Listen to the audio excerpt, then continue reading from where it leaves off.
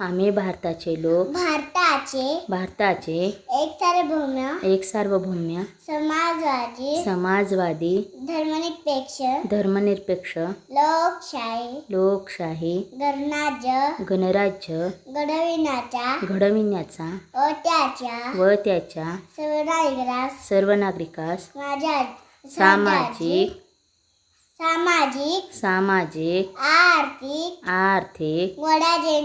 व राजनैतिक न्याय विचार अभिव्यक्ती विश्वास श्रद्धा व उपासना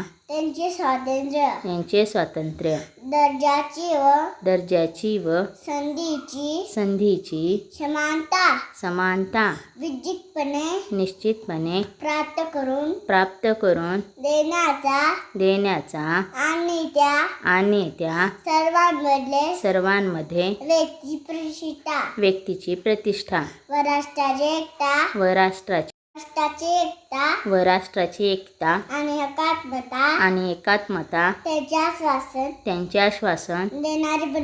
देणारी बंधुता प्रवर्धित करण्याचा संकल्पपूर्वक निर्धार करून आमच्या संविधान सभेत आज दिनांक 26 नोव्हेंबर 1949 रोजी याद्वारे हे संविधान अंगीकृत आणि